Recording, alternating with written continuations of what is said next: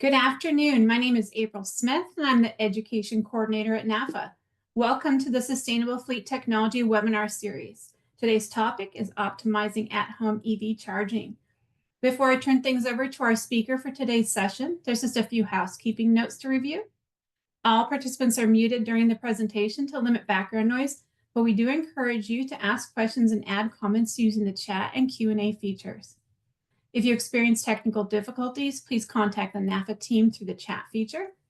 And now, to kick things off, it's my pleasure to turn things over to Shelley Parker. Thank you, April.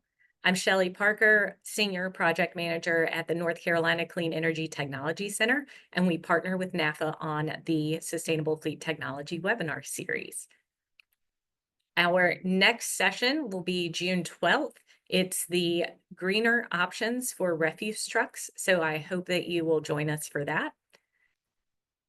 The Sustainable Fleet Technology Conference and Expo is coming up in August. It brings together leading fleets and technology providers to showcase the latest and the greatest transportation technologies, fuels, and trends. The conference includes a strong focus on data-driven decisions and tools. The Expo and conference sessions are a source of on-the-ground experiences for increasing fleet efficiency and resiliency while reducing emissions and cost. I hope you'll join us to learn from your peers and experts. Networking is the #2 reason why people come to join us at that conference. Education in both the breakout sessions and the expo halls are the #1 reason why people choose to come. You can see the tracks here. You can find the full exhibitor and sponsor prospectus if you're with an organization that wants to demonstrate your services or products with the expo hall or support fleets by sponsoring the conference and expo. The conference is the right size to have actual conversations in the expo hall rather than just exchanging business cards and feel like you're on speed dating. We're excited to bring back the Ride and Drive this year for those who've participated in the past.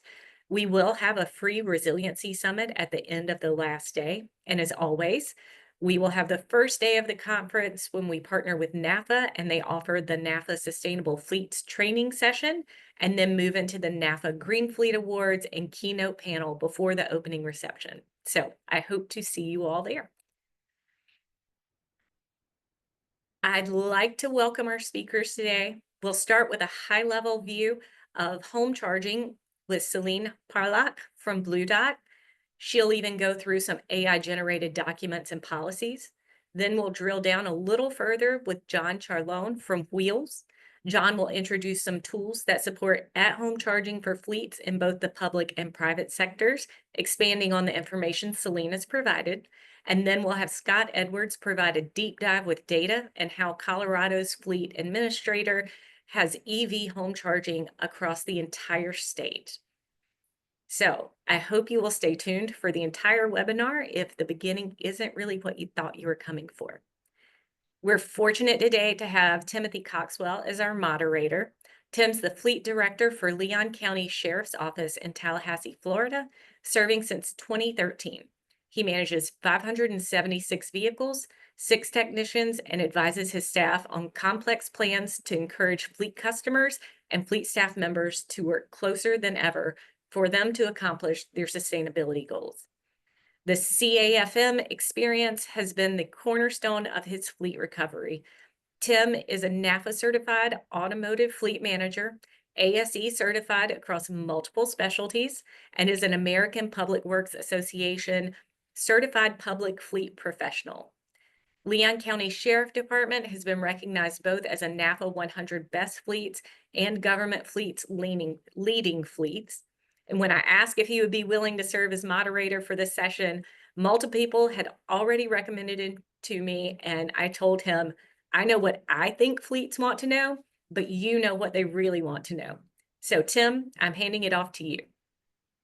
Appreciate that, Shelley. Thank you very much. And it's an honor to be here, especially with this accomplished group of folks. And significantly, what Scott Edwards has done is pretty impressive out there in Colorado for government fleets. So I'm very excited to introduce Celine Parlac. She's the co-founder and COO of Blue Dot, a leading electrification platform powering EVs across public, private, and utility fleets. Her work focuses on simplifying EV operations through unified home and public charging, automated reimbursements, and real-time analytics. A recognized innovator in the clean transportation space, Selena has been named a Forbes 30 Under 30 honoree and an EV Rising Star by Business Insider. Under her leadership, Blue Dot has become a trusted partner for top fleet operators, including Rivian, Duke Energy, and government fleets nationwide. Today, she'll be sharing with us a high-level overview of EV home charging and policies that are currently available. Excellent. Thanks, Tim, for the great introduction. I'm going to share my screen quickly. Let's see. Okay. Can everybody see my screen? Wide and clear, hopefully. Yes. Okay, great. So hi, everybody. My name is Celine. I'm one of the co-founders and COO at Blue Dot, helping electric fleets to run their operations more smoothly, with a focus in public charging access, home charging reimbursements, and providing those depots that are in private areas into for our fleets access. And today, over 21,000 vehicles are running in Blue Dot, and I am leading our operations. And I had a chance to work with dozens of fleet managers, and I actually chat over 15 to 20 fleet managers per week, understanding their challenges when it comes to electrification. So I'm really excited to kind of like bring what we have been seeing in the home charging side, what is working, what is not working, and some of the good like best approaches. So let's dive into it. Kind of like the why we're here is we know EV charging has some hardware issues, but it's not the only one that has a problem. So today we're going to look a little bit more around like how more and more EV fleets are charging at home, and whether fleets have a policy in place or not. How can they approach to this? And we do know that it's cheaper to charge at home. So we want to kind of showcase how cheap it is, like why it is the case, and how you can utilize this like new opportunity, which hasn't been the case with fueling, right? Like you can't fuel your vehicle at home. So it's a unique case. And then we kind of have seen most of the fleets have been using the spreadsheets to reimburse, which we don't recommend, but we'll bring some of the new approaches to that. And what we have seen is bad policies, or not even having a policy, is actually the worst thing, because you will lose money. There's going to be frustrated drivers, a lot of blind sides. And we do know charging kind of overall touches a lot in operations, payroll, and sustainability, and at the end, trust. So let's get into it. So the thing that I'm seeing mostly in the fleets that we work with is they lack usage visibility. They don't have any fraud prevention when it comes to charging related topics. And they also don't have a lot of tools around, okay, let's say my driver has a solar. What should I do? What should I do with like time of use rates? Or what about like if they have like a hybrid vehicle? So it kind of like results in some of the inconsistencies. So this is for us to kind of like set the stage and understand. But before doing more deep dive in, I'm actually really curious, asking this to the crowd. So how are you currently handling at-home charging? Do you, if you are in the category 1, please write in chat 1. It's like we don't reimburse at all. 2 is like we do manual reimbursements with spreadsheets. 3, we have some freedom policy, but no system. 4, we are already automating with software. And like 5, not sure, we haven't started. The reason that I'm asking this, I'm curious what the crowd is coming with. And if you are in the 6th category that you're doing something differently, I would love to learn that as well. So gonna wait for a few minutes to see some of the responses on chat. Okay, we have a lot of 5s coming in. Testing telematics to record. That's a good start, Chris. Excellent. 5, another one. Okay, another 5. 4, move EV. 5. Travis. Let's see whether I will have any customers here saying Blue Dot. That's always the fun part. 5, lots of 5s. That's good. You're in the right place. Okay, let's move on. And I'm pretty sure like Scott, John will also kind of kind of direct their conversations around a lot of PHEVs too. Okay, let's get into it. And hopefully we can help you to get started with it. Okay, so let's say you're at 5, right? Okay, you're thinking about it and you're like, I don't have any idea. I kind of wanted to give you a little bit more context around if you frame this in 4 different buckets, what you need to think about. So the first thing that you should ask yourself is like, do I want to install these chargers? Am I going to provide the chargers? Am I going to be flexible around it? Meaning you can like tell people, hey, just use the one that is coming with your car and then use your outlet in garage. That's an option. Or you can also choose a path to install the chargers, right? Usually what we have seen, installing chargers brings a lot of liability. But for this reason, if you are like kind of, if you have an option to not install, like I personally don't recommend, because that brings a lot of questions. Oh, what if employee leaves? And then you need to kind of embed all these details in your policy. So if you choose to install, it needs to be in your policy. Day one, you need to define who you're going to install, what's going to be the capability. Are you going to provide a technical support? Are you going to provide like a maintenance related support? So all these need to be in your policy if you're going to install the charging station.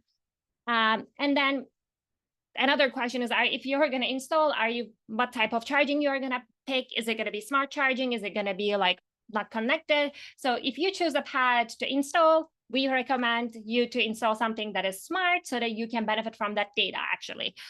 So that's the one bucket. And then the second question that you need to ask is, okay, I install this charging station or not, but I am enabling home charging reimbursement. You need to be able to track. You need to be able to track the energy used. That's your employee's house. That's the car that they're using for their company. They can't pay like from their pocket. And the best way to do it is either through like vehicle telematics, and there are different systems for it. You can directly connect with vehicle. You can get the data from Geotab, Samsara, or any other like telematics devices. We have seen like the companies, we have a lot of companies that work with the Geotab or Samsara, and then they're like smoothly getting this data. And if you are getting the data from the smart charger, that's also a path.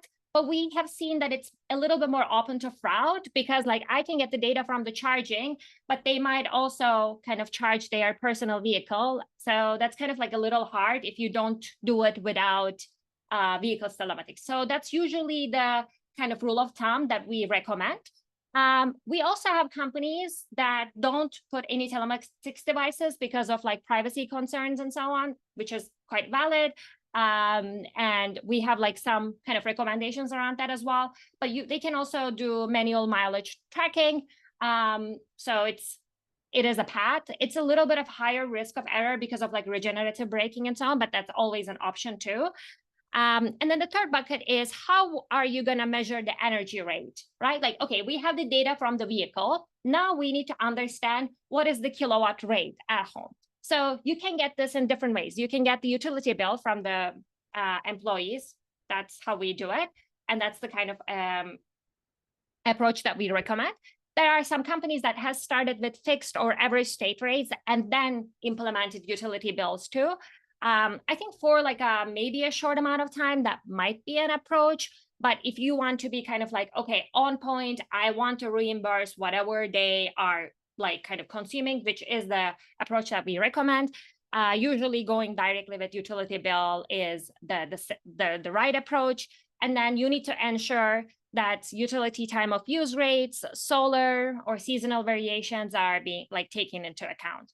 And then the last bucket is, okay, I know how much I need to reimburse, how you're going to reimburse it. Are you going to kind of like upload those bills to your payroll account, like payroll HR system?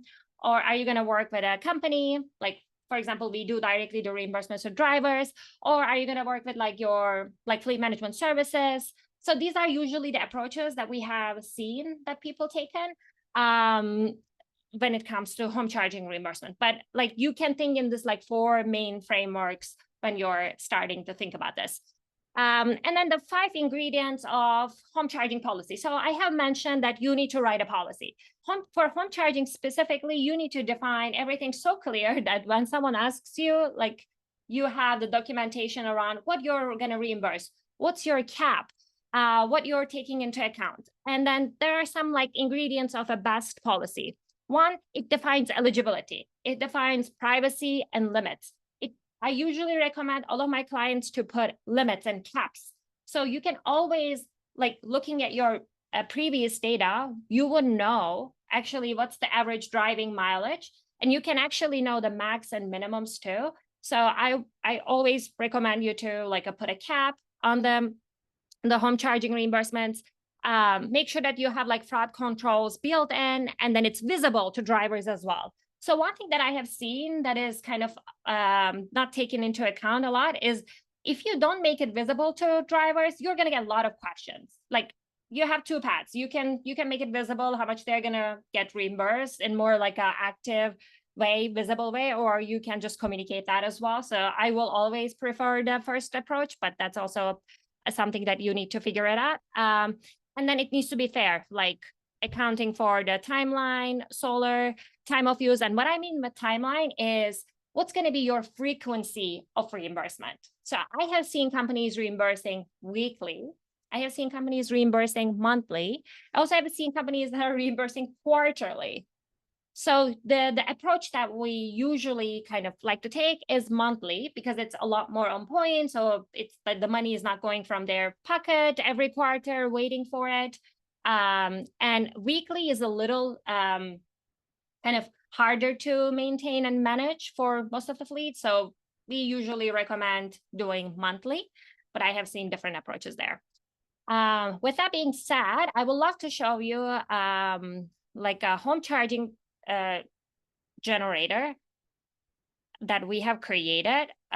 So we kind of heard that this was quite a bit of a pain for the fleets to kind of, okay, write it. I had a lot of fleets that was like asking a template from me. And then we decided that, okay, well, maybe we can do this like an AI generated where fleets can put some of the information and then get their reimbursement policy. And can everybody see the video working? Okay, perfect. So what we're doing is, after getting the company details, we usually like to put like eligibility. And then right after the eligibility, we recommend what type of charging types that your reimbursement policy will cover. And then we ask you the reimbursement methodology. Are you going to put a cap? What's going to be the cap? And then we're asking the reimbursement schedules. How are you going to process the reimbursements? Are you going to install the charging stations or not? As mentioned, this is going to be kind of something that you need to add if you are. And then we usually like to also add some of their goals into their policy so that it kind of enhances. And as you have seen, like we put all the details and then kind of created something just like in 30 seconds that you can use. The beauty with this is like you can kind of plug and play certain parts, remove, delete, or add. But we wanted to give everyone a chance to kind of have something that is ready that they can play with, so it's easier to start. And then if you want to get an access to, you can email me at the end, and I'm happy to send everyone here for free so you can try it out. Okay, so how we do it today with our system. So we usually like to kind of ask to fleets that whether they want to enable this or not. So they kind of enable it. And then we calculate the rate with AI after they send us their utility bill. And then we get this specific like home address with like from their from them. So we geofence it, and then with telematics device that is integrated with our system, their like preference or choice, we get the data every time that the vehicle is in this like spot. And it's really important to kind of like geofence in the right way. And I'm pretty sure Scott will mention a lot more about that. And then I think what we have seen is being charger agnostic and getting the data from vehicle, as mentioned, is the best approach again. And then we provide like an IRS compliant receipts. And if the fleet wants, we can directly kind of reimburse the fleets. And just like taking a step back a little bit more and thinking about charging, home charging is one of your options. There are different ways to charge, right? Like you can charge at home, public, you can charge at depot, or you can charge at People's Depot. So I usually like to kind of think in this another 4 different buckets. And the most important thing is your use case distributed or centralized? Usually we have seen that distributed fleets are a lot more like kind of utilizing home charging, and then what's their primary route type. And when we combine home charging with a public charging access, it becomes a really good salad. Like it becomes a thing that you want to offer your fleet so that they can kind of like get ready when they're leaving house. And then if they need to charge on the public, they can find out and use the public charging as well. And then if you combine that, that becomes also a lot more kind of inclusive, because there's like not everybody can charge at home. Sometimes people live in apartments, they don't have an access to it. So combining both public and home is, I think, the best way to go for it. And when folks are identifying charging options, the path that I like to kind of go over is first, ask yourself a question: can my drivers charge at home? And if yes, you need to deal with reimbursements and policies and setup. And then the second question is, can my drivers charge at public? Is that an option for me?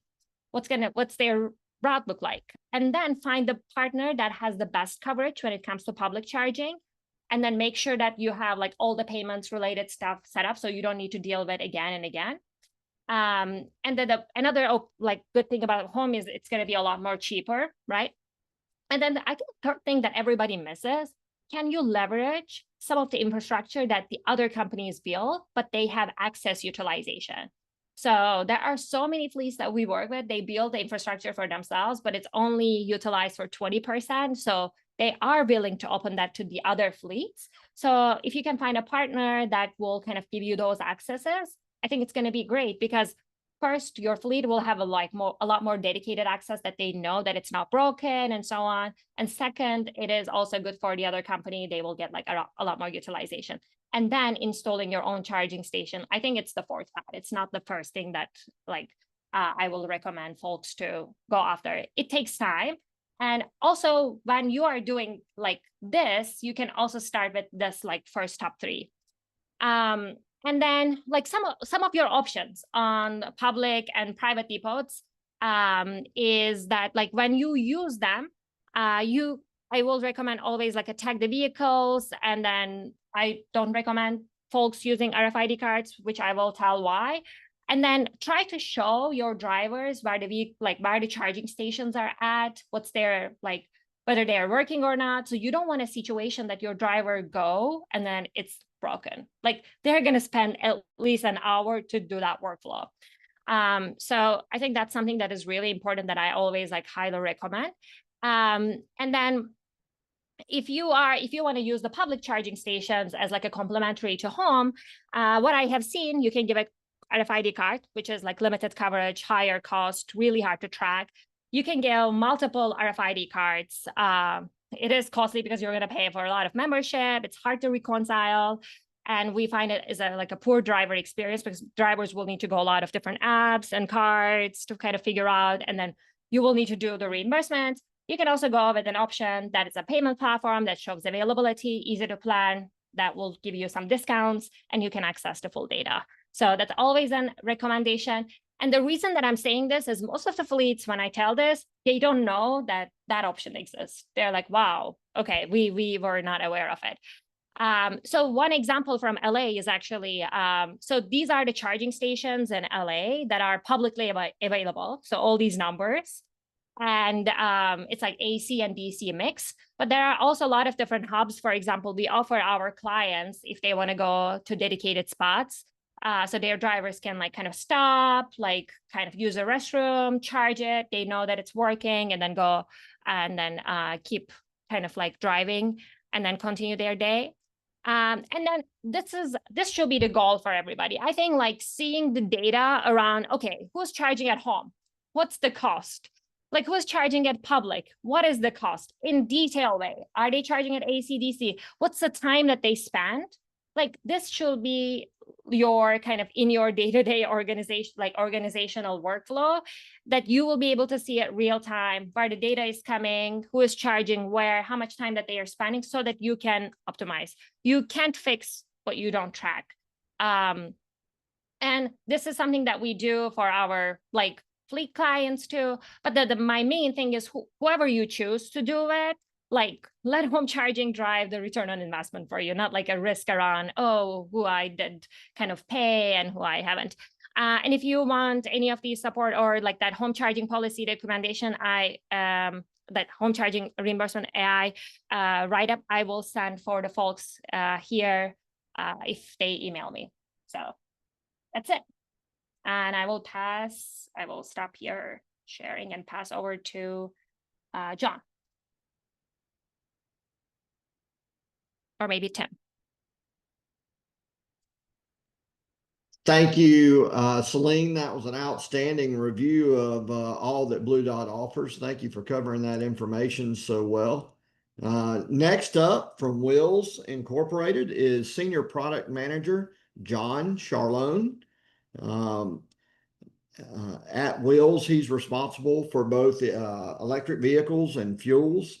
In his position, he's responsible for managing those two product lines and for introducing new products into the Wills portfolio that enhance the client and driver experience. John is also an expert in sustainable fleet initiatives and is leading the implementation of electric vehicle solutions.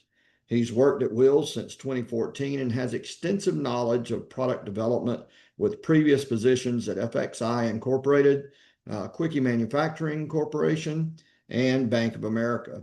He's a member of the Product Development Managers Association. John holds a Bachelor in Science and Marketing from the University of South Carolina.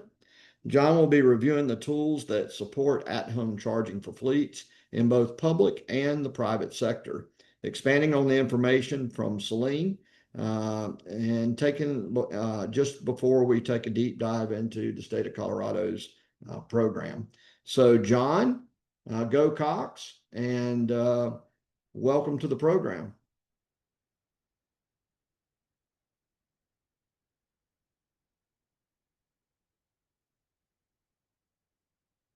John, can you hear me?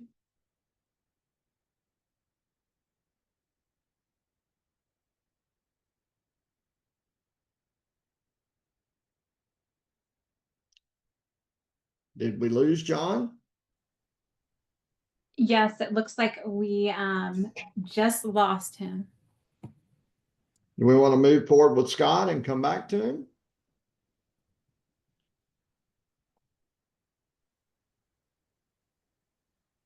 I would say let's give it just a minute since we are kind of going in order here. We do have a couple of questions that maybe we could go ahead and answer in the meantime. Having seen some of the presentations, I can kind of look at these and see which ones may be more appropriate now, and others we can save for the group discussion. So I guess Celine, this is more in your wheelhouse, but Scott or Tim, you may be able to weigh in as well. Can you share how public charging is different than using gasoline fuel reimbursement? Is it the same as just being receipt based when you're doing public charging? I think Celine, you portray it as a complementary service to home charging. Yeah, it can be. It can be your first choice as well if you are not doing any home at all. But the difference between like gasoline reimbursements versus charging is that, first of all, not all the charging stations have card readers. So you go to a charging station, your driver will need to download an app, and then they will need to put money into their wallet. And then you're going to only see the activities based on how much they're going to put into the wallet system in that charging app. You're not going to see line by line. So that's going to be quite problematic. But let's say you, again, ask them, you give them the receipt, like you tell them, okay, send me the receipts. They can try to get all these from apps and then send it to you. That might be a path, but they're going to pay session fees. They're going to pay a lot more fees. And another difference between public charging, different than fueling, is that And also fueling, we see a lot of like fuel cards, right? Like you go to a fuel card, you use that, you don't always send like all the receipts, it's integrated. And that needs to be also integrated in public charging too. And that's the difference. But the main difference is most of the charging stations don't have card readers. So good luck. Driver need to download an app, create an account, and then like pull the money to their wallet. And then it's going to be hard for you to track that. So that's the main difference. And hopefully it's helpful. And I think this is a good follow-up question to that. And it was, what payment platforms are available? Our FMC's process is to provide RFID cards limited to ChargePoint, EVgo, EV Connect, and Flow. So again, the actual question was what payment platforms are available. Yeah. And maybe we'd be here all day if y'all went through I that. think it'd be great to hear from John and Wheels on this, because they have some of that same commentary, but that is a huge challenge. Honestly, it's probably one of our largest challenges, is trying to consolidate payment platforms, because the difference is your Voyager or WEX or MasterCard type program. Those are working at point of sale locations in the petroleum world that have a different level of sophistication that you do not get on almost any of the chargers out there. There's a few that are coming on board now, more and more, especially with the work that those fleet card organizations are really working towards. But I think, like Celine was saying, it's really difficult to have one system that pays you out. And that is what we've had probably our biggest challenges around fleet management scaling, not even talking about EVSE. It's deployment of the EVSE is a little bit different level, but the scaling at what we're used to doing in our fleets is pretty difficult because of those conversations. Like, what is it? We use WEX, we use ChargePoint, and we are working through the challenges of what Celine was talking about. We have policies that not everybody has. We have 50,000 employees, and not everybody has a cell phone. And for those who do, not everybody is allowed to whitelist and download these apps that we're talking about, because they monitor several different things that some of our IT infrastructures, they may understand after we've spent months of time to explain to them what it is for each one, Tesla, for ChargePoint, for EVgo, and we have to go through and whitelist each one of those. So there's quite a bit of time that's taken up in that process of that. So home reimbursement really helps with some of that process, because the way we do it, I can demonstrate that in a little bit here, what that looks like. And that it's one way that I think kind of cuts down on some of that process of payment, but it really is a unique challenge. And I would say one of the areas that we'll talk about also is the softwares for the charging companies and their platforms. They don't have a lot of regulation or integration standards and that are required. And I think that that's a big component of this. I'm not a real big regulation guy, but for this system to be able to upscale quickly, I think we're going to have some growth in that area that we're going to have to start thinking about. How do we do that? How does regulation happen? And Scott, we actually do it. Like we do it. I didn't want to like say, hey, yeah, we do it, but we have given access to over 85%, all the chargers plus more. And we work with like Rivian Service Fleet. San Francisco City is using our platform, and we have a lot of different cities as well. So that's kind of like what we started cracking and helping those fleets with, and definitely have seen that approach. Like most of our customers kind of like came from there and now using the system where they can see and pay all the chargers. So yeah, definitely it was a problem, but I mean, I'm pretty sure there might be different platforms out there too, but like we're one of them kind of helping with that. I agree 100%. We've had that similar experience that Scott was describing. Got 3 different brands of EVs in my fleet, and they all have different ways that they communicate with the charging stations. And so, we have, the Ford program that is fairly simple, but you got to teach all drivers of different levels how to use their My Public Charging app within the vehicle. It does work and it's effective, but I have to collect that information or write a flat file exchange to collect that information from my Ford telematics program. Then I get my Tesla charging and my Chevy charging from 2 other different programs. And so I have this flat file exchange that comes in. And when our vehicles travel, we have the WEX card, which uses the RFID process that Celine, has clearly shown there could be issues with. So looks like we've got John back, and glad to have you back, John. Sorry for the interruption there, and we are ready for you to take over when you are. All right, thank you. Just give me one more second just to start sharing my slides. And after that nice introduction, I was listening to your introduction, and then my laptop went kaput, and I was done.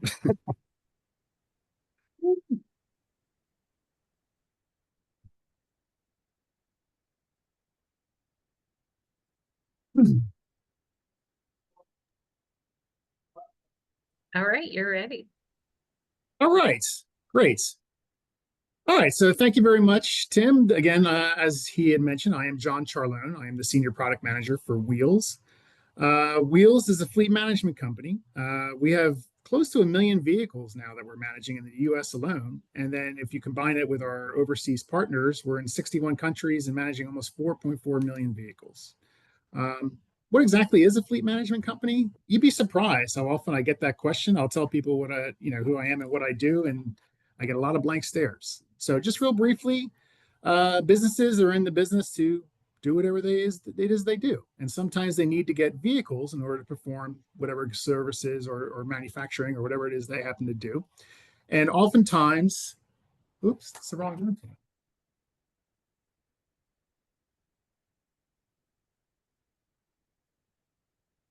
Oftentimes they will need to get some vehicles in order to do what they do. And oftentimes, they'll need to do the exact same thing with their vehicles that you and I have to do with our own personal vehicle. You've got to finance it. You've got to license it. You got to license plates on it. You get title it and register it. And then you need a strategy around your maintenance and then your fueling and all those different things that we do with our own personal vehicles. So when a business has these vehicles and when they're just getting started, it's not too hard to manage, 5, 10 vehicles maybe.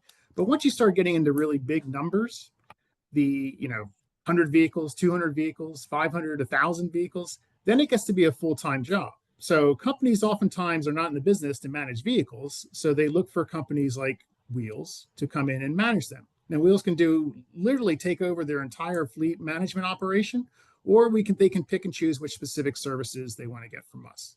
One of those services happens to be EV related. And in this case, we're going to be talking a little bit about Wheels EV program and how we take care of our clients who come to us and ask for help in terms of getting their EV program up and running. So we think of it as the take-home EV ecosystem, and it consists of basically 5 different pillars. First is the driver assessment, identifying which drivers make the most sense for electrification. Then, once those drivers are identified, getting the charger and the charger acquired and installed in the driver's home. That's followed up by the reimbursement strategy. Once the drivers start using their vehicle and the charger, they've got to be reimbursed for that home electricity use. And then it also includes public charging and on-the-road support. So let's dig into it a little bit deeper. So some driver policy considerations. Actually, what I should have mentioned was that the very first thing you need to do is to make sure your driver policy is up to date in terms of being able to accommodate the new electrified vehicles. Electric vehicles are just like other vehicles in most ways. However, they are different, and there are some differences that need to be accounted for within your policies. The first 2 are relatively simple. Make sure your drivers understand, their eligibility. If they're eligible for an electric vehicle, they'll be getting one. If they do get a vehicle, depending on how they use their vehicles, you may be a company that offers your drivers a choice of vehicles. Most companies will say, okay, Joe and Susie, they're going to get Chevy Equinoxes or something. But some companies do offer their drivers a choice. They may give them 4 or 5, half dozen or so different vehicles to choose from. And then they go and make the decision from the individual drivers make that decision based on what's available to them. Just make sure you're clearly identifying what the different types of vehicles are so that if you do have a driver who's required to be in an EV, they do get into an EV and not try and get into an ICE or even just a regular hybrid. Finally, there's a lot of things you need to consider around charging policies and installation policies. So first of all, you need to determine exactly how much you're willing to spend.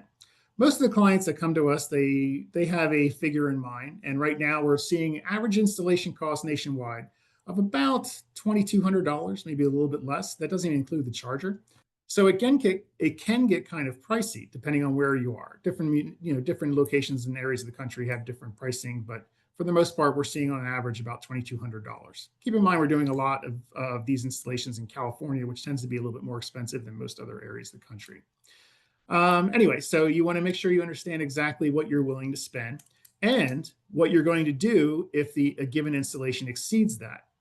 One of the things we offer some of our clients, and they offer their drivers in turn, is the ability to pay the difference. So let's say you have a maximum installation ceiling of $3,000, and then your driver comes in and they get a quote for $3,500. Well, you can either just shut that program down for that particular driver, or you can offer the driver the ability to pay that difference, the $500 difference, and that would be paid at the time of the installation. So just another thing to keep in mind. Another question is, what do you do if the driver leaves the company? You just spent $3,000 installing a charger, and 30 days later they leave the company. Do you recoup that investment? What is your policy around drivers who leave the company and who've had a company paid for charger installation? What happens, sort of related to that, is what happens if the driver moves? Sometimes drivers will move voluntarily. They'll move from one home to another. Other times, maybe you as an organization are moving them because of your business needs. Are you going to pay for the installation of another charger at the new location? And then finally, how your reimbursement policy is going to work. That should be spelled out very clearly. And whether the home charger is going to be for company vehicles only. When we first started doing this about five or 6 years ago, multi-EV households were pretty much not a thing. But today that's starting to change. You're starting to see some of our clients are ordering their second and even third vehicles for some of their drivers. So some of those drivers, they like them so much, their spouse or what have you has decided to order one too. So you got to consider whether they're going to be allowed to use the company paid for charger for other vehicles or not just the company car. All right, so a little bit more deeper on the driver assessment. What this is about is typically about identifying drivers who are good candidates for an EV, and it's typically used for clients who are just sort of getting started. They want to start off with a pilot, maybe 10% of their fleet or some small number, just to start getting some experience with EVs, and they want it to be a positive experience. So they come to us and we help them identify who are the best candidates within their organization for a charger. We use this in three different ways, or we look at three different characteristics. Number one, we look at the driving patterns. That's the biggest one, really, depending on how they drive. If they're a driver that goes maybe over 300 miles pretty much every day, they're probably not a great candidate for an EV because of the need to have to use public charging quite often. And the public charging infrastructure is still a bit spotty, depending on where you go. But if they only do that maybe occasionally and so forth, then they're probably a good candidate. Next would be the home charging suitability at their home. If they live in a single family household with their own private driveway and private garage, that's a great candidate right there. It's a relatively easy thing to get a charger installed in a home like that. But if they're in a condominium or in an apartment building or don't have access to, or have street parking or something, that can be a bigger challenge. And usually when we have clients who are just doing pilots and things like that, that's almost always an automatic disqualification, and that they say they put them off to a later date. But Wheels has actually started to get some success with doing what we call multifamily dwelling installations, MFDs. We're working with one of our clients is really adamant about making sure that all of their drivers are in an EV. So they've challenged us to figure out a solution to how to get chargers installed at apartment buildings and condominiums and things of that nature. It's a lot different and it's a lot slower than it would be with a single family household, but we are getting success. We are getting chargers installed in multifamily dwellings as well. And then finally, the driver's opinions and attitudes. In my experience, we've seen there's going to be a group of drivers on the one hand that are so excited about an EV. They can't wait to get it. They're so happy the company's doing this and so on and so forth. And on the other hand, there's another group of drivers just as big who are really against it, don't want anything to do with it. Why are we doing this? All that sort of thing. You can imagine, I'm sure. And then everybody else falls somewhere in the middle. So obviously, if you're going to be doing a pilot, you're going to be looking for good EV candidates in terms of how they use the vehicle and that sort of thing, and whether they have an appropriate household for the installation of a charger, but also internal advocates for EV charging. And if you've got somebody who's really against it, even if they have a fairly positive experience, they may not be as big of an advocate as you would like. So we also measure their interest and knowledge of EVs as well. Here's an example of one of the surveys we did, just to give you a little feel for it. The first section there in blue is all about their opinions and attitudes. And again, this is all based off of a scoring principle. There is no magic algorithm will spit out this driver should have an EV, this driver should not have an EV. It's all a matter of degree. Obviously, very high scorers are going to be really good candidates, and very low scorers are going to be poor candidates. But most people are going to fall somewhere in the middle. And it's up to the client and Wheels with our assistants to determine how deep into the scoring they want to go and how far they want to push drivers into an EV. Some of these questions, if you're looking up the screen, you'll see a DQ. In this particular case, for this particular client, those were disqualifiers. And they probably should be disqualifiers for most. So if your estimated average daily business miles driven is over 300 miles a day, then you're probably not a great candidate for an EV. Then and that's actually part of the green section, which is where we start measuring drivers, how they use the vehicles. Not only the average, but the maximum. What's the maximum distance you may travel in any given day? In those cases, if it's a fairly low number, then an EV is almost a no-brainer for those drivers. And then finally, the yellow section there is measuring the ability of or the home environment for the driver. Are they in a single-family household? How old is their home?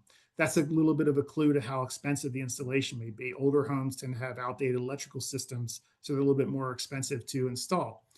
And then all the questions around that. But just to give you an idea of how it is. So we go through the survey, we identify which drivers we want to put a charger into, and then we start that process. That process begins with the charger itself. And in a case of Wheels, we predominantly use ChargePoint chargers and the ChargePoint HomeFlex in particular for a couple of reasons. Number one, this is, as Celine was saying, this is a smart charger. So it has a Wi-Fi connection and it communicates back to Wheels the exact usage of that charger, which we use for reimbursement purposes. But also, this charger is flexible in the sense that it can be adjusted between 32 and 50 amps. So the more amps you're able to put, the higher amperage on a circuit, the more power that will go into the vehicle and the faster it will charge. However, not every home has the ability to absorb another 50 amp circuit into their existing electrical box. And if you have to upgrade that electrical box, that's where it tends to start getting expensive. So what's nice about the ChargePoint versus some other brands is that it's flexible. You can adjust the amperage between 32 and 50 amps, which makes it a nice choice for us in the sense that in some cases, it might be a little bit too expensive to install a charger, but in the case of the ChargePoint HomeFlex, if we can step down the amperage a little bit, we might be okay, and it might be more affordable. ChargePoint also has a very nice home charging app, which drivers can use to monitor their usage, performance, and set schedules and things like that. So it's a great all-around choice, really. Then we get to the installation piece of it. We use a company called Qmerit, which I'm sure most of you, if you've investigated EV charging at all, are probably familiar with. They are an aggregator of sorts. So they have their business is that they partner with local installers and they vet them and make sure they're certified and so forth. And they use the local installers to perform the actual installation work, but they provide the kickoff, the starting quote and so forth.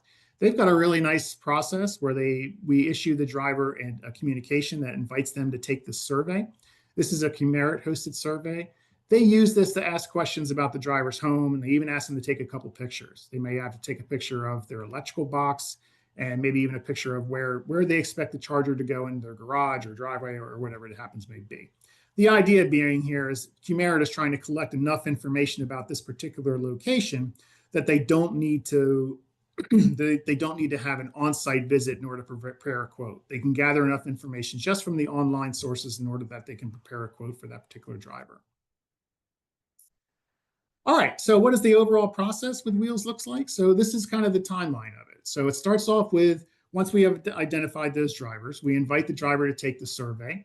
They complete the home assessment. The installers and Chimera provide the quotes. The quotes get reviewed and approved.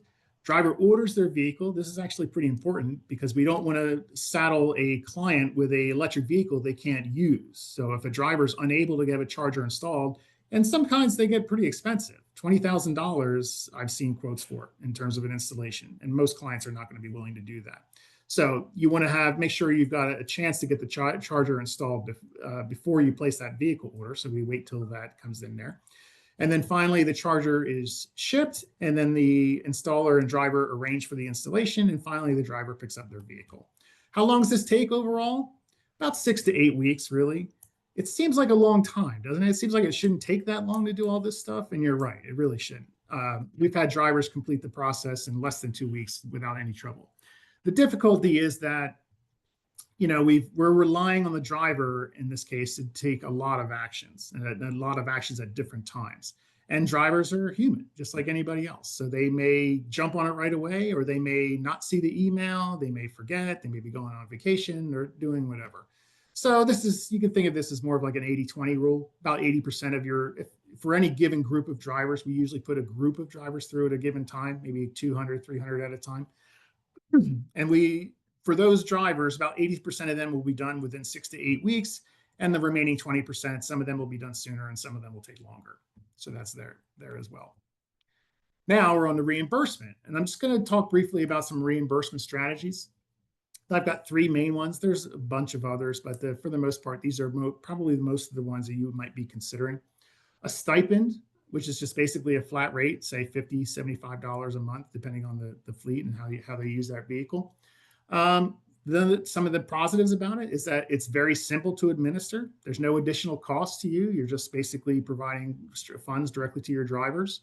However, the cons are you're almost certainly going to be overpaying in this case, because you've got to make your most expensive driver whole again. You know, so you're going to be overpaying most of your drivers, including the most expensive one. But because you must set that reimbursement rate high enough to that they're going to be feel to be made whole again. Believe me, drivers will let you know if they feel they're being shortchanged. They won't say a thing if they feel you're overpaying them, but they will definitely let you know if they're being shortchanged. So this works best if you're doing a really small pilot. If you've got a limited number of drivers, they're all on roughly the same type of vehicle, and they're all in roughly the same location, because the cost of electricity can vary substantially from state to state. So if you got drivers in California and drivers say in Alabama, electricity in Alabama is cheap. It's maybe 12 cents a kilowatt hour, where in California, it's probably 25 or maybe close to 30 at this point. So obviously you can't, the set a rate that's going to satisfy drivers in California, you're going to be way overpaying for those drivers in Alabama. Mileage reimbursement. This is just basically just taking the amount of the miles they travel in a given period, and then backing into how many kilowatt hours they use there.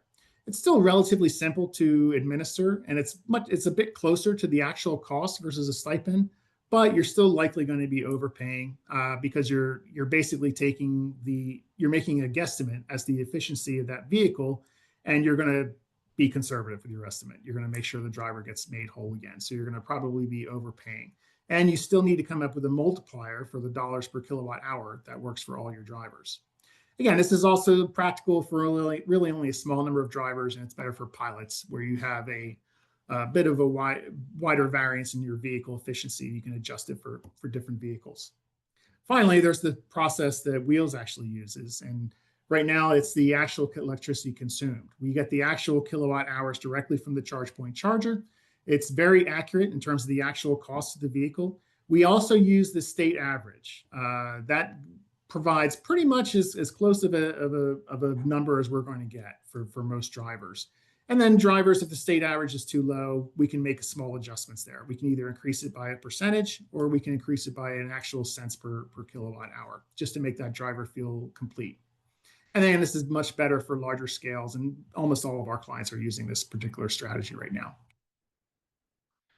All right, so what's the process look like? You know, drivers connect their charger to Wheels. The drivers then receive an enrollment invitation. Wheels actually pays the drivers directly. That's part of the service we offer for clients.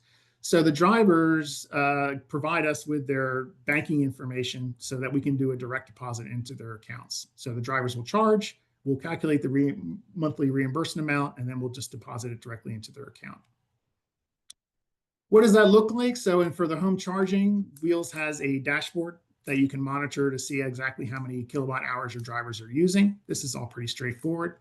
Wheels also has some strategies around public charging. Celine went into that quite a bit with Blue Dot. We're actually talking with Blue Dot about implementing their service for Wheels drivers too. But today we partner with Tesla and ChargePoint, and we provide alternatives for drivers and able to get their vehicle charged if they can't get back to home base.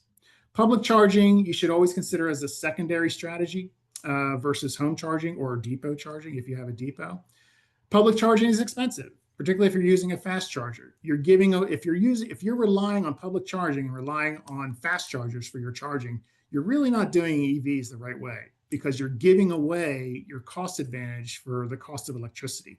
When you use a level 3 DC fast charger, you're pretty much paying the equivalent of gasoline at that point, and you're sort of versus the much lower cost when you have it from the charging from the driver's home. And public charging is available for our clients through the dashboard as well. We identify where they were charging, exactly what the cost was, and so on. And then that's not the end of things. Of course, with Wheels, we also offer other services. So as part of the overall EV program, we make sure those drivers are supported. Any problems or issues they run into, we're there to take care of them. Any online training, if you've got some trouble with drivers and they don't quite understand EVs, we have some ability for us to provide that. As well as we also ask for the driver's feedback. We're always looking to improve our processes and ways of doing business. So we always look for ways to make improvements to how we do things. And then that's the overall ecosystem in a nutshell from start to finish. And with that, I will turn it back over to Tim.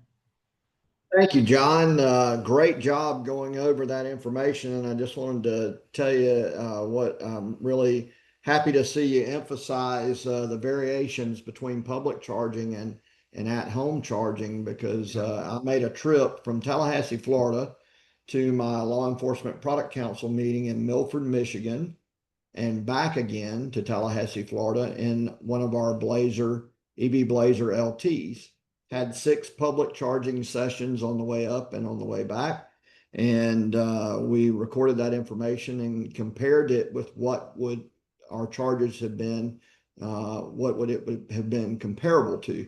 And it would have been the same as if we drove a Chevrolet Tahoe up there as far as the expense. So I think some of the rates were as high as 56 cents a kilowatt hour, and some were as low as 39 cents a kilowatt hour, but still considerably high.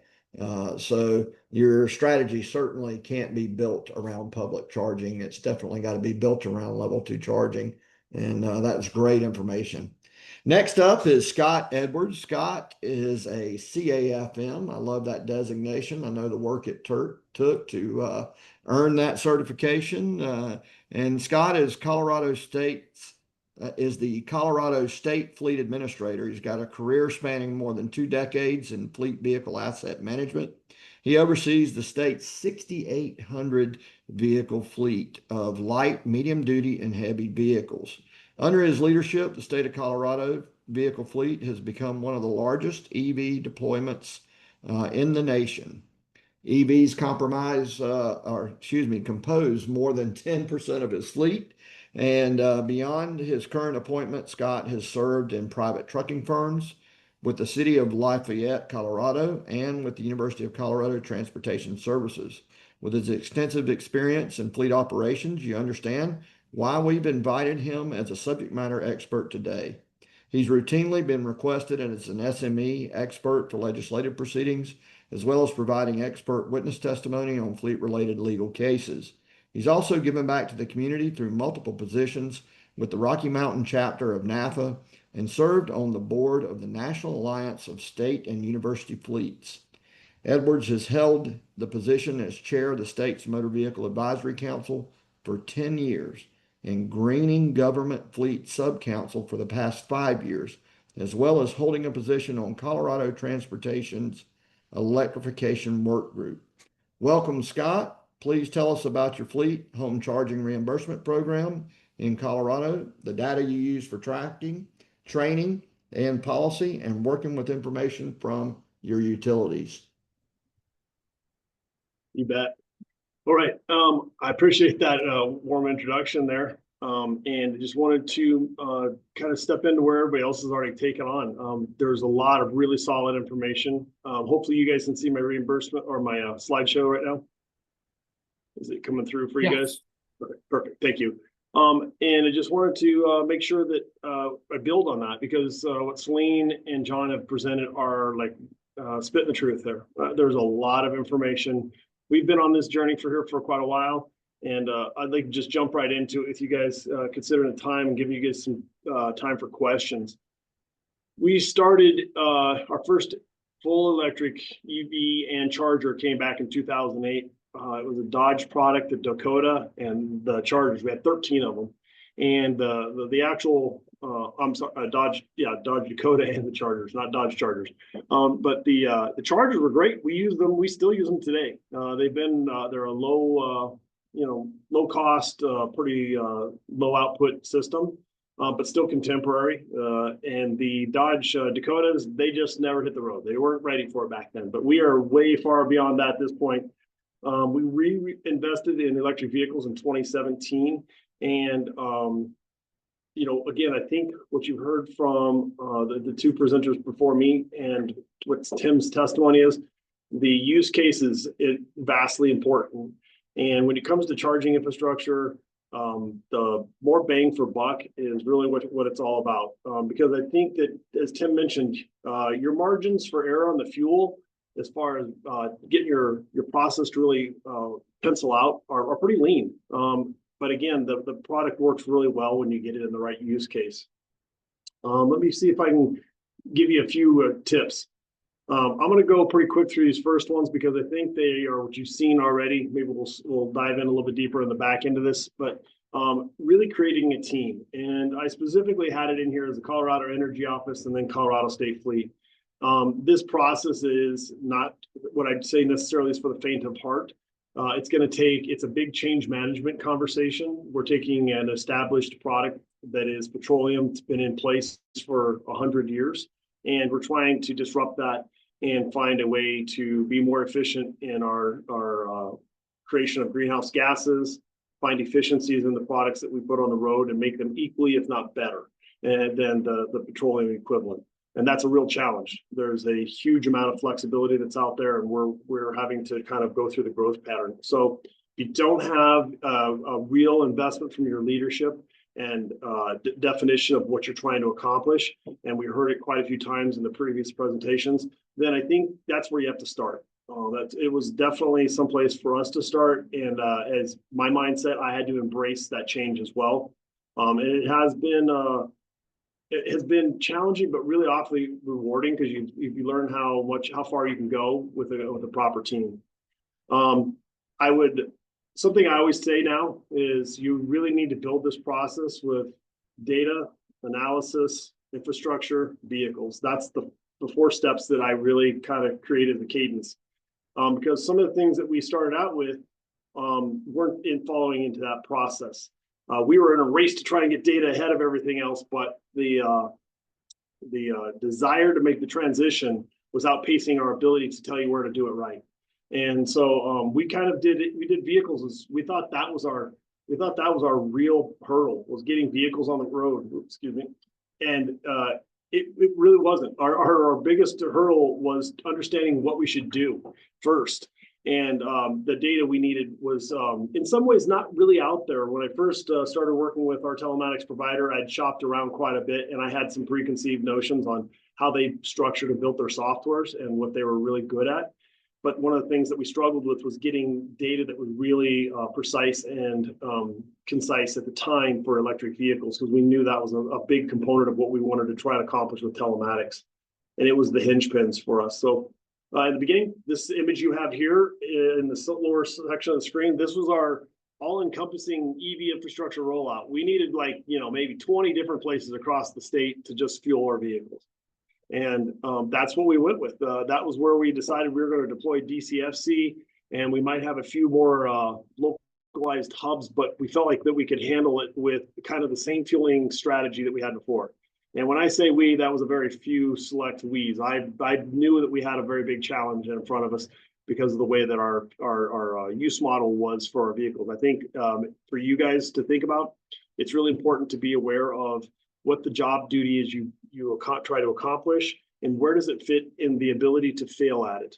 Because if you're doing emergency management like Tim's team, there's no ability to fail ever. You have to be on point, because when they need you, they need you. Now, your business model for whatever you're trying to deploy, it may be as critical to your company, and that's something that you need to talk about. What is the necessity of transportation and the way you exist? So that was something that we had to work through. And one of the areas that we probably had an idea, I think there were some people that were closer to this process that had a better idea of what dwell time meant versus what fueling time, dwell time meant for petroleum. 5 minutes for petroleum and hours for most of your efficient, low cost EV fueling. So we hadn't quantified that yet. So what we did is we started building data in sets, deployed telematics.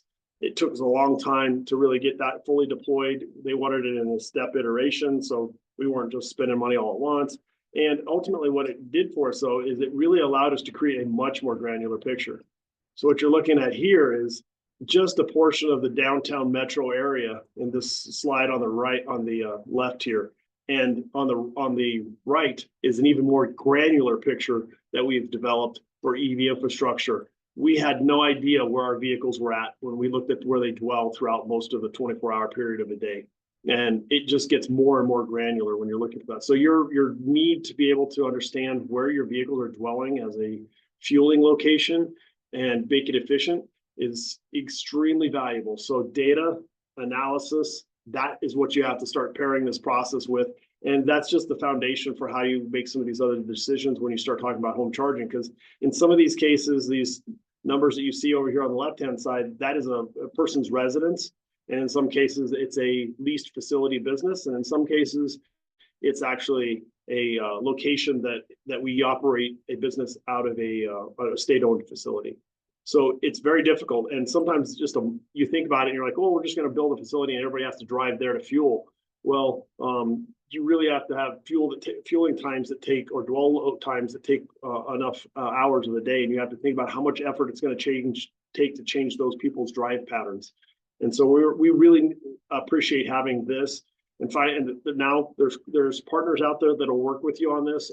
In this case, we worked with Swatch Labs, and they've been a real key for us to be able to understand this information. So the second thing that we got out of that was setting the rules. We really needed to go out and understand what we were learning from the data and how it was going to influence our policies and processes. And if you think about that, that actually takes a fair amount of work. If you guys have done policy, it's not easy work. Our organization is very large. The policy we created was a universal policy across the entire state of Colorado for all organizations. So you have a few players, but in all honesty, there's considerations in that process that are difficult to consider because it's a cutting edge event, right? No, some people don't even know. They have gut level feelings, and John had talked about that. So you're going to have people who are really excited and those who are really concerned about the process. So finding someplace to a lead group to create these rules is going to help you out. These are actual links that we have. We can provide those. We've created almost everything we have as a public facing opportunity for you to go to our website. We have an FAQ page. We have a knowledge base. You can type in your question. It'll bring up whatever records we have. We have a lot of video trainings on our website, all really outlining how we do the stuff I'm going to show you here. So you don't have to just listen to me one time. You can go back and watch it on our website as many times as you want. So then we started trying to execute with data. When we talked about back here, we wanted to build the picture with data. We wanted to start to try and execute with data. And that was another area where we really struggled to try and understand installation of charging. So this charging station here is on top of one of our newly built CDOT buildings downtown, and we really designed it around the thought that we were going to have a hub and spoke type of opportunity for not just only CDOT, but other organizations to be able to charge electric vehicles. Ironically, this specific space that you're looking at is actually behind a gated fence.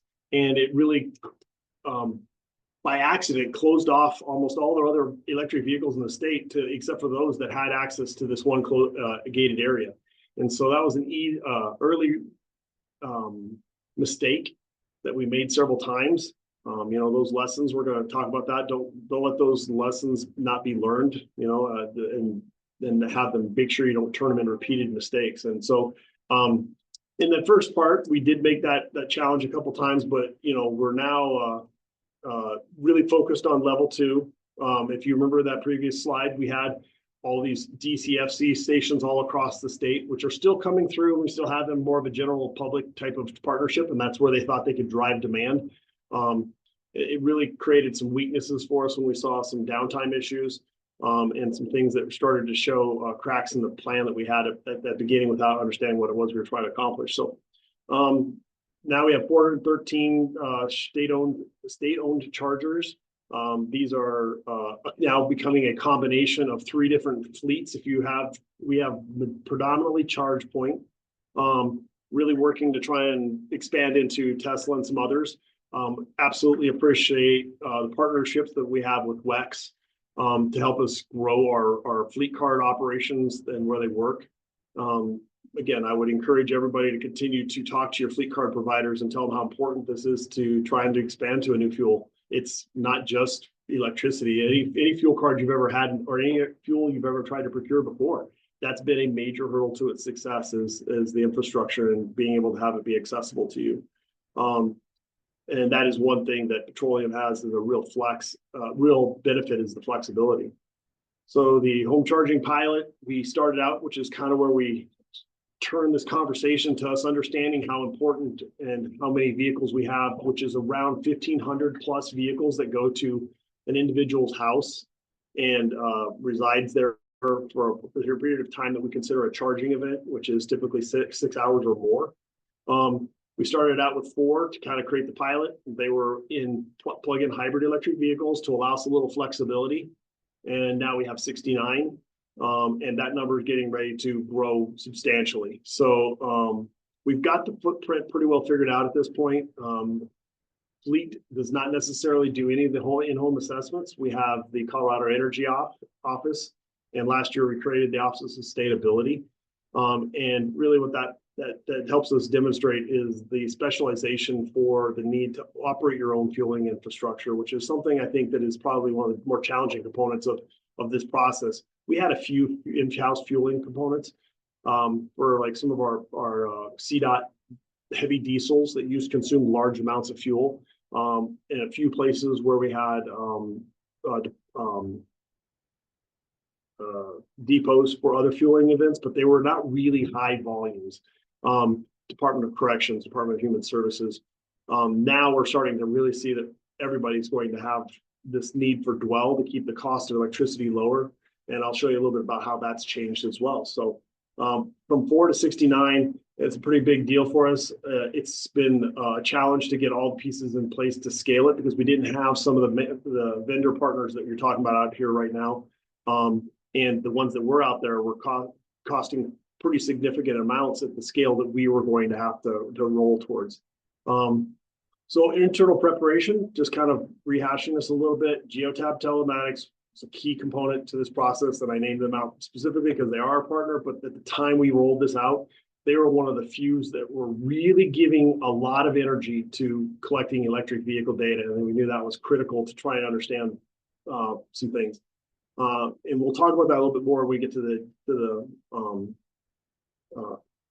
some of our location information that we talk about. Data interpretation and validation.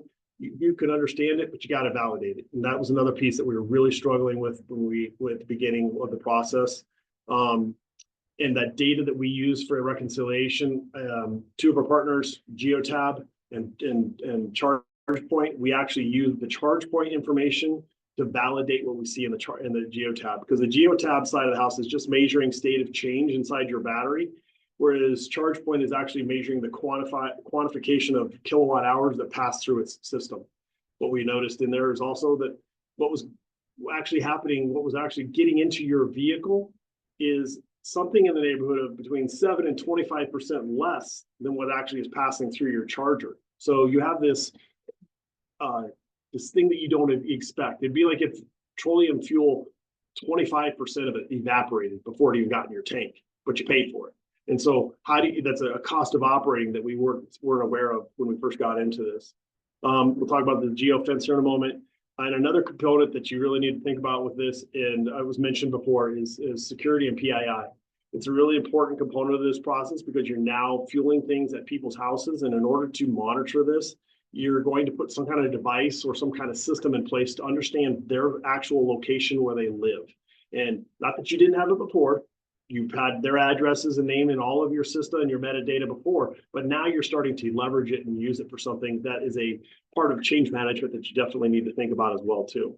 And then we talked about we'll talk about rate analysis, having a steady partner, and then also the time of use versus a standard rate. Those are pretty important. So just keep in mind here what our time frame is. EV home and reimbursement. This is the key for how we've been able to do it. We started out originally thinking, well, we'll install a device that'll give us the information. And we have some home flexes and we have some other partners that we use out there. You see at the end of the video here, or the slideshow. But really what the problem was is it was requiring us to do something which fleet organizations and many government organizations don't always do great, which is one vehicle assigned to one person. That's kind of a model that happens a lot more in corporate than it does in some of our government space. So what we would have is a problem where one day this guy would jump into the vehicle and they'd go to their house and they'd charge up there with this vehicle. And then the next day, another vehicle would show up at that location. And it wasn't even an electric vehicle, it was a petroleum vehicle. And then the next day, a different electric vehicle would show up at their house because there was and what was triggering this was, as we found out, was maintenance. Drivers got to vehicles that they wanted before they did, or something along those lines. And it was typically it was a permanent assignment to a vehicle, but it was out of a pool of vehicles that were being used. So this geofence really helped us create this solution. And as Selena was mentioning, there's some importance to the way you set up the geofence. If you make it too tight with some of the GPS drift, a vehicle may look like it's outside of that geofence, and you won't get that information. So being savvy with your implementation, having that skill set in-house was something that we had to build in our team, and make sure that we had people that were able to do those things. And honestly, as much as I've talked about how much money we've spent to do this, resources have been really tight to try and get specialization. And so that's been something we've had to represent, which was fleet management in today's era of data is got to be a little bit different than what we've thought about in the past. We thought we had a lot of data that we managed before. Just as an example, when we did our study with Swatch that we were showing earlier, it took almost 2 weeks to pull the billions of points of data into a set that we could actually start functioning and having it work.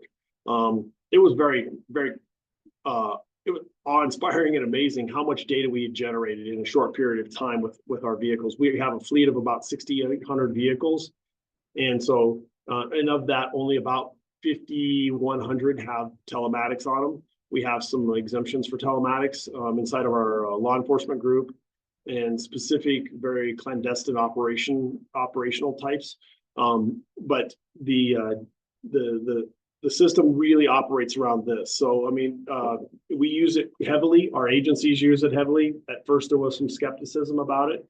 And we have to go out of our way on a routine basis to make sure that people understand how important PII is to our operations and how much we need to secure it. But this was something that we definitely leverage a lot. So any vehicle that's inside this location, no matter which electric vehicle it is, if it comes through with our VIN number and it has our information, we get the state of change in the battery at that point and turn it into a kilowatt hour number. One of the things that we also found out early, and you'll want to think about, is when you're going through a process with a partner, making sure that their software and their process is very detailed. We found that with many of our software partners, the permissions based. I'm getting a little too granular there, but it's very key when you're trying to keep PII in a special sense of privacy. The more granular the permissions on your software, the better. And so you're going to wind up with a lot of effort in that too. This here is a charging session that started on one side of midnight and ends on the other side of midnight. It happens quite a bit in EVs. We don't think about it, so it's hard to create a date. Well, something you need to consider is what date is this charging event happening? What date is this fueling event going to be considered, on the 6th or the 7th? So we had to work through those things. EV charging reimbursement. This here is what we basically have to work through with most of our pilot process is we looked at peak time of use, off-peak time of use, any taxable tariff rates that were on electricity. We really got detailed in trying to understand exactly what it was that was happening inside of these employees' processes. So we made sure we reimbursed them and we bought their trust right away. That it was something we were working on. So you can see here another component that we did in the beginnings. We found a partner to help us create a understanding of what it was we were working with.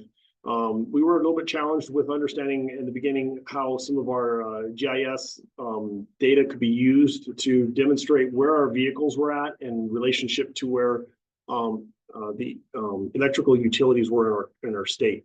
As you can see here, 62% were in Xcel Energy, 21% were outside of that area, and then another 17% were in their own locations. So we knew that those were our three big groups that we needed to consider and deal with. Through that process, what we did is we created a rate that really recovers, more than 90% of the total for everybody in the fleet. If you're outside of this component of cost here, then you're in a unique scenario that we do not reimburse for. But everybody else basically on this, the only place that we really struggled with was this Black Hills. And even the Black Hills in certain scenarios, we actually were able to recover most of the costs. So through that process of creating a residential rate that actually covers everybody, we were able to try and get rid of all of the tariffs. Now we do this evaluation every year to make sure, to John's point, we're really coming up with the best average, and we have the least opportunity for people to be over collecting or under collecting when we reimburse them. Anything that we've discovered outside of that, for the most part, if we're underpaying the employee, like John said, you always hear about it. If we're overpaying them, what we've discovered is really it's been so small, it actually falls into IRS regulation of de minimis. So we really have, and that's what the IRS told us when we asked them how would they like us to accomplish this so that in the future era when we are going to be audited, how do they want us to do it? They said, you just track everything and we'll let you know when we audit you. And it was a pretty big eye-opening moment when we had that conversation with our state controller and the IRS, and that was probably now 6 years ago. So that's kind of the detail we approached this with. I wanted to talk a little bit briefly about on the back end. Once you get the process in place, we get chargers put in. They're about they're about $1,300 to $1,500. But that doesn't really end the whole process. We still need our agencies to really continue to fine tune how they're helping their drivers really evaluate what they're doing. So if you look at the top here, you see that 100 miles. That can be adjusted to whatever the EV range is of their fleet on an average. So like John was saying, if you have a 300-mile EV Silverado, then you can set it there and be pretty safe that you're going to have some margin even in cold weather and things. You usually wind up in your situation where you're going to succeed at your mission.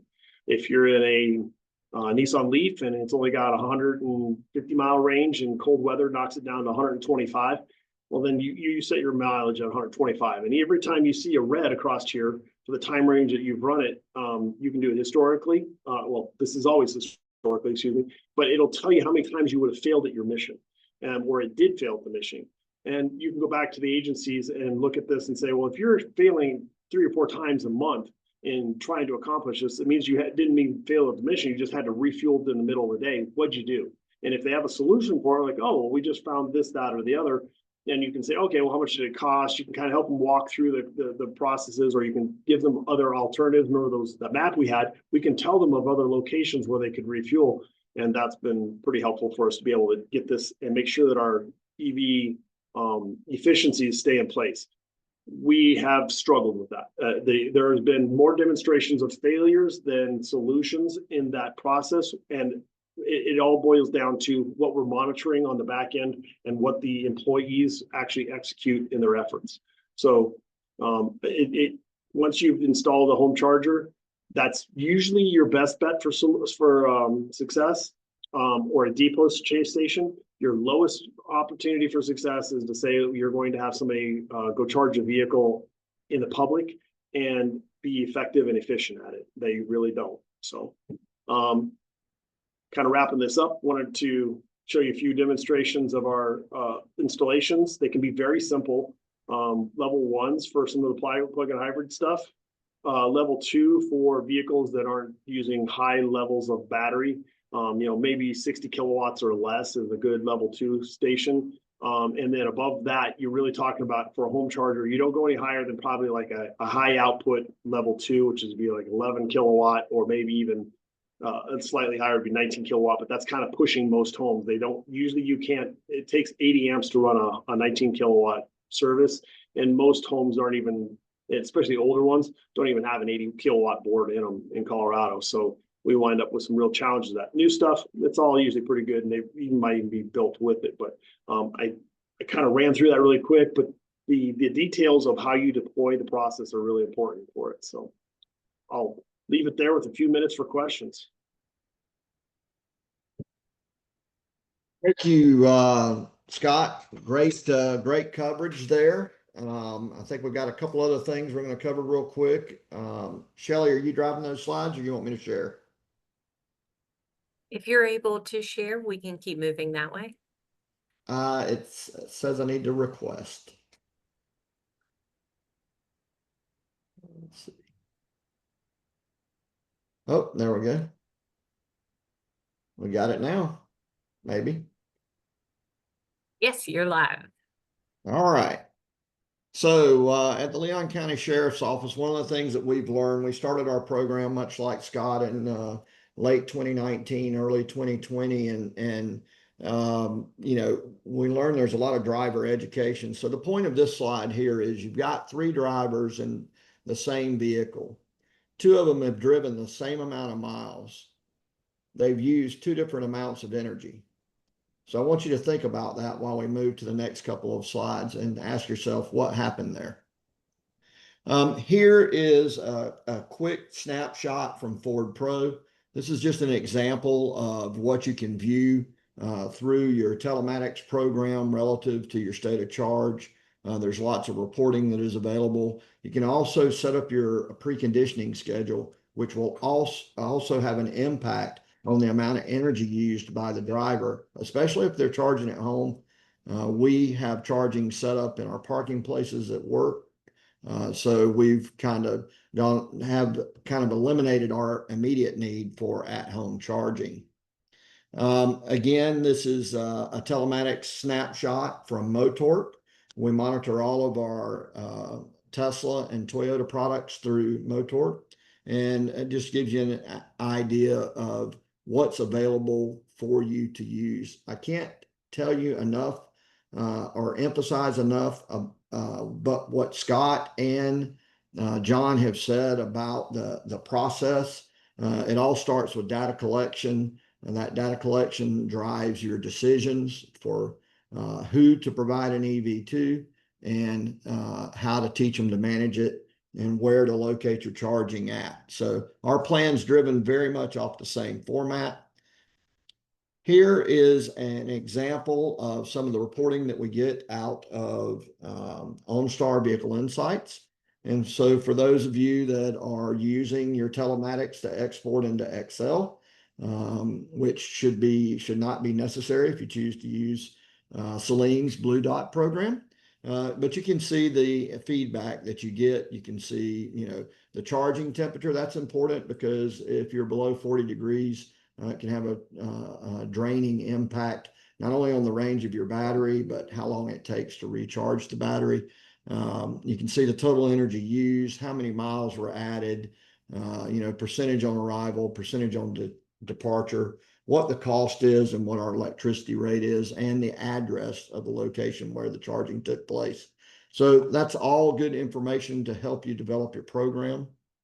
last but not least, and this slide's a little confusing, and I apologize, had that picture of that big T faded into the background. But this says charge to 80%. So on the first slide that I showed you that there were two different levels of energy used to provide the same mileage of range. And Scott and John alluded to the 80-20 rule. You're going to have drivers that do things differently, and it's going to impact the energy usage. So the difference between Shade McMillan and Mike Feldman is that one was charging to 100%. And on a small scale with my Tesla app or my OBI app, I can control that charging level. And so until I teach the driver to charge in that 50 to 80%, I can, take a look when they hook up to the charger at the office, and I can slide that 100% back to 80% and kind of control that function. But it takes more energy to go from 80% to 100%. And so it will cost more money. And that is regardless of whether you're using level 1, level 2, or DC charging. And when you look at our charging levels on this previous slide, you can see that we have kind of coached that 50 to 80% range, with one outlier in there running to 100%. So we'll continue to work on that with those drivers, and you use the telematics to coach them up. And that makes it, it's a work in progress. We all get better together, and that's why it's important to, have experts like Celine and Scott and John participate in these programs. Shelley, are you ready?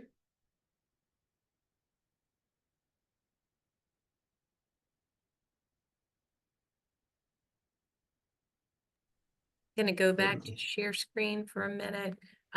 Just want to say thank you to everyone for joining us today. I know that we have run over a bit, but I hope that we've been able to answer the majority of your questions during the Q&A. And if not, please email me. I've put my email address in the chat, as well as links to more information provided by our speakers throughout the day.